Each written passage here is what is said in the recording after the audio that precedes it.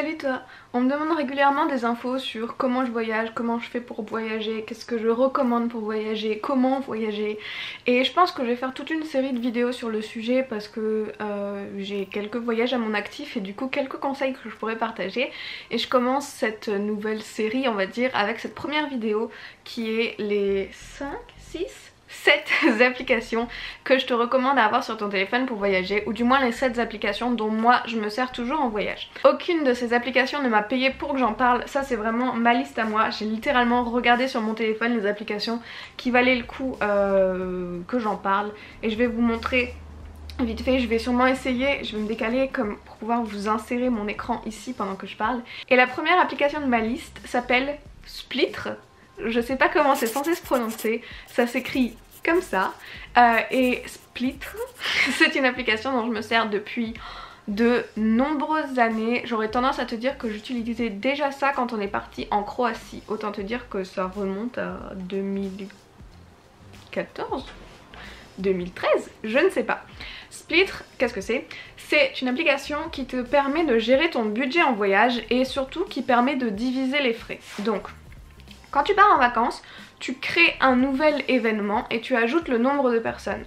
Admettons, quand je suis partie en vacances à Londres avec ma maman, il y avait donc l'événement Londres avec 2 personnes.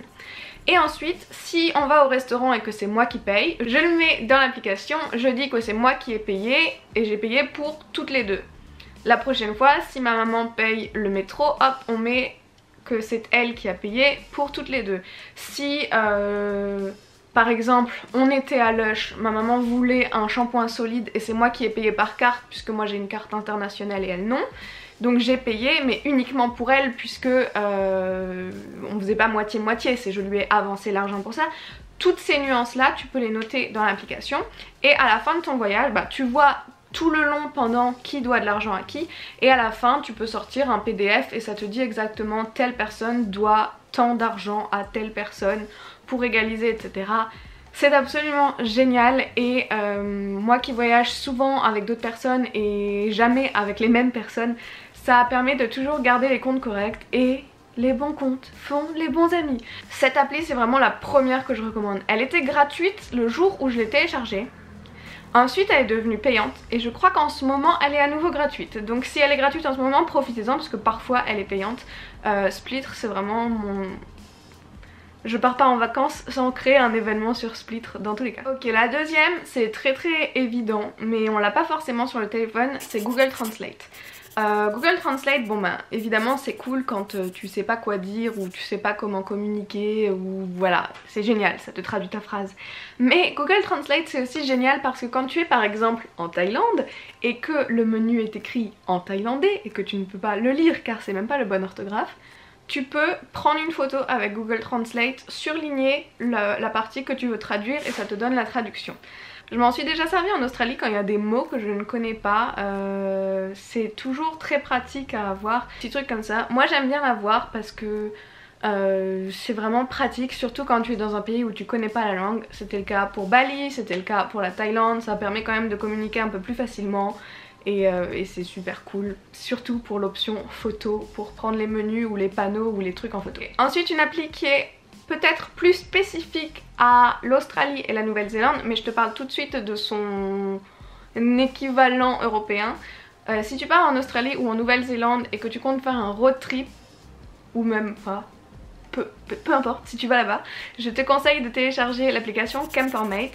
Campermate, c'est absolument génial et tu as tous les endroits où dormir, que ce soit gratuitement ou les campings payants. Tu as les stations-service, tu as les WC publics, tu as les fontaines à eau, tu as les distributeurs, tu as les hôpitaux, les médecins, plein d'autres choses, tu as tout, tu as tout là-dessus. Et moi, alors je m'en sers, on s'en est servi en Nouvelle-Zélande pour trouver où dormir et on a du coup dormi à chaque fois dans des endroits gratuits, sauf 2 nuits je crois où on a été dans des campings payants mais du coup pas cher. On s'en est servi pour trouver toutes les douches en Nouvelle-Zélande. Pareil, genre on cherchait les douches au meilleur rapport qualité-prix en lisant les commentaires. Et en Australie, je m'en sers constamment pour trouver les WC publics. Moi, il faut savoir, je vais littéralement WC toutes les 5 minutes. Et du coup, quand on est en road trip ou quelque part, je disais à chaque fois à Rob, oh j'ai besoin d'aller au WC. Et on regardait sur la carte genre, ah ok tu peux aller dans le village d'à côté parce qu'il y a des WC publics et ici il n'y en a pas. Et on faisait ça comme ça. L'équivalent français, ou européen du moins, serait a priori Park Fortnite. Alors je l'avais sur mon téléphone quand j'avais encore mon van. C'était pas super complet à l'époque. Apparemment c'est devenu vachement plus connu et du coup vachement plus complet. Donc si t'es dans l'esprit de faire des road trips etc, ce sera l'application, en Europe en tout cas, pour trouver des spots où tu peux dormir gratuitement la nuit. Et on aime tous dormir gratuitement la nuit sans enfreindre la loi. Très bien. Ensuite j'ai noté l'application Too Good To Go. Et Too Good To Go j'en reparlerai parce que je vais faire une autre vidéo avec mes conseils pour économiser en voyage, parce que j'ai l'impression que beaucoup pensent que voyager c'est en fait beaucoup plus cher que ce que c'est réellement. Enfin tu peux voyager de manière assez économe. Too Good To Go ça marche en France aussi, ça a marché pour nous à Londres, après c'est pas encore dans tous les pays, je sais qu'il n'y avait pas à Porto mais bon il faut tester. Too Good To Go, j'explique enfin ce que c'est avant que le magasin il ferme. Par exemple, on a une boulangerie qui fait ça pas très loin de chez mes parents et tu peux commander un panier, donc tu vas payer 3,99 € mais tu vas recevoir l'équivalent de 12 € de produits. Mais comme c'est là dans la dernière demi-heure avant que le magasin ferme, et ben voilà, tu payes 4 € et tu reçois 12 € de produits. Par exemple, on a fait hier, on a payé 4 €, on a reçu un pain, 2 éclairs, 2 pâtés lorrains et un paquet de beignets. On l'a fait quand on était à Londres avant de reprendre le bus pour repartir et pareil on a dû payer 3 € ou 4 € et on a pris ça chez Paul, donc à la boulangerie sandwicherie Paul, et on a reçu chacune un sandwich, chacune un éclair et chacune une genre part de gâteau ou un truc comme ça pour 3 €. Et il faut savoir que là je te parle des boulangeries, mais il y a les magasins de sushi qui font ça, il y a des pizzerias qui font ça, il y a tout, il y a les supermarchés qui font ça pour les fruits et légumes. C'est absolument génial et ça permet, surtout quand t'es en ville et que tu manges pas forcément à des heures hyper régulières, ben à Londres tu pouvais acheter 1 mètre de pizza, genre un mètre de pizza pour genre 3 € ou un truc comme ça, donc c'est super cool. C'est pas partout parce que je sais que c'est pas encore arrivé jusqu'en Australie, ils sont encore en retard de 30 ans là-bas, mais super cool. Quelque chose que j'ai commencé à faire depuis que je suis sur G7X sur Canon, donc l'appareil photo là mais celui d'avant, c'est d'installer sur mon téléphone l'application de mon appareil photo. Je me suis toujours dit que ça servait à rien, ça sert à rien, on est d'accord. Moi j'ai ma carte SD, je mets ma carte SD dans l'ordinateur, j'ai pas besoin d'avoir l'appli sur le téléphone. Jusqu'à ce que je me rende compte que mon téléphone pouvait servir de télécommande à mon appareil photo en faisant comme ça. C'est pareil avec la GoPro, je peux donc bien cadrer mon champ et au lieu de mettre le retardateur et partir courir, je peux me mettre en place et prendre la photo en déclenchant mon appareil photo à distance. Ça doit pas marcher pour tous les appareils photo, je suis pas sûre que tous les appareils photo aient une application. Par contre je sais que la plupart des appareils photo Canon en ont une. Je suis quasi sûre que les appareils photo Nikon aussi et toutes les GoPro. Donc c'est cool et ça facilite la prise de photos. On va reparler un peu d'argent avec l'application XE Currency qui est tout simplement je ne sais pas les mots, un calculateur. Enfin ça te donne l'équivalent, le taux de change, ça te traduit la monnaie. C'est comme Google Translate mais pour les sous. Mais en gros, moi je l'utilise là en ce moment, c'est un peu le bordel sur ma page d'accueil. Mais tu peux ajouter toutes les monnaies qui t'intéressent. Donc par exemple, si je suis en Australie, généralement j'ai que euros et dollars australiens dessus. Il suffit que tu changes un des taux et puis tu as le nouveau taux dans la monnaie que tu veux. Bah ça le traduit dans toutes les autres monnaies. Je trouve ça super cool dans les pays comme Bali où pour une centaine d'euros tu reçois 1 million de roupies indonésiennes. Ça devient assez rapidement très difficile à toujours faire le calcul. Enfin moi je sais que je m'embrouille très rapidement. Je m'embrouille systématiquement à chaque fois et je finis convaincue que non c'est bon, c'est pas cher, c'est 5 € alors qu'en vrai c'est 50 €. Merci, non. Merci. Donc Xcurrency parce que c'est la plus fiable, parce qu'elle se met à jour aussi je crois toutes les minutes par rapport au vrai taux actuel, alors que d'autres que tu utilises et qui se mettent pas à jour, ben forcément les taux sont faussés, parce que vous savez que l'argent, les taux, les échanges, les machins, ça dépend de la bourse. C'est des calculs un peu beaucoup trop compliqués pour moi, mais voilà, très intéressant. Et pour la dernière application, c'est pas forcément un truc de voyage, mais c'est un truc que j'aime beaucoup. C'est un truc que j'avais enlevé de mon téléphone et que j'ai décidé de remettre en filmant cette vidéo parce que j'adorais faire ça avant, je ne sais pas du tout pourquoi j'ai arrêté. C'est l'application Geocaching. Alors, tu peux avoir un compte gratuit, tu peux prendre un compte premium. Le compte gratuit est pas mal du tout déjà pour commencer. Le principe de geocaching, c'est qu'il y a des gens qui cachent des boîtes dans des endroits, dans des villes, dans des pays, dans des continents. Donc, toi, tu as une carte avec l'emplacement de la boîte, cette boîte que nous appelons un cache.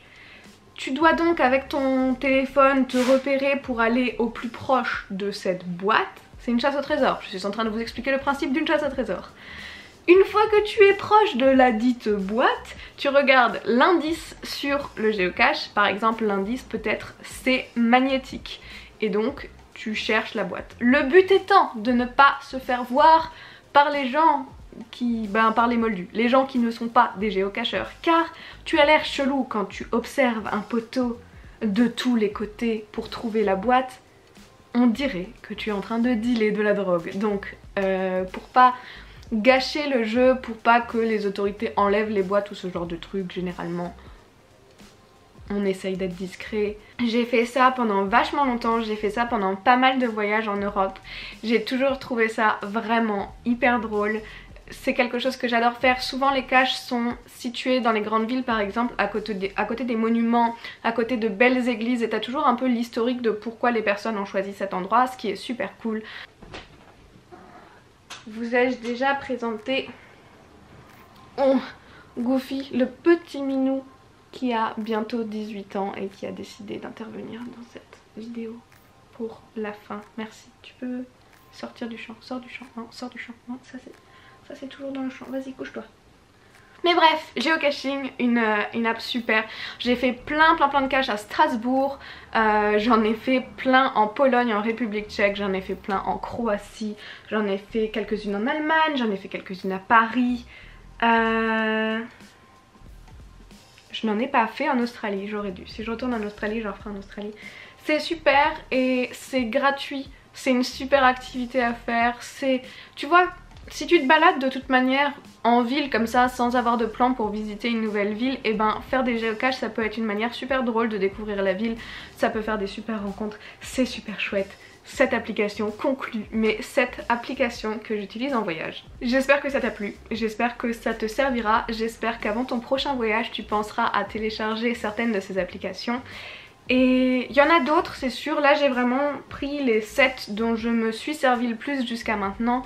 Il y en a évidemment plein d'autres, il y en a que je retélécharge de manière ponctuelle avant un road trip ou avant un voyage de manière générale et que je resupprime après. Il y en a qui me plaisent pas forcément à moi mais qui pourraient te plaire à toi. Donc si tu veux un épisode 2 des applications de voyage, ça fait 4, ça fait pas 2, il faut que j'enlève une main. Voilà, si tu veux un épisode 2 de ces applications spéciales voyage, j'arrive plus à parler, tu me le dis dans les commentaires et je me ferai un plaisir de faire ça. Ou si tu as d'autres thèmes en rapport, tu vois pas sa tête mais il pousse mon coude là. Et si tu as d'autres sous-thèmes ou sous-catégories de vidéos en rapport avec le voyage, n'hésite pas à me le dire dans les commentaires, je me ferai un plaisir de répondre à tes questions et d'essayer de vous aider à partir toujours plus nombreuses et nombreux en voyage. Ok, c'est tout pour aujourd'hui, j'espère que ça t'a plu. Si c'est le cas, n'hésite pas à aller voir une pub de 30 secondes sur Utip qui me donnera 5 centimes.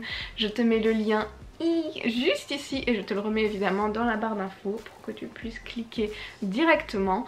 Et puis voilà, dans tous les cas on arrivera bien à se retrouver quelque part sur internet, j'ai absolument aucun doute là-dessus. Alors je te fais de gros bisous et je te dis à très vite. Tu dis bye? Bye!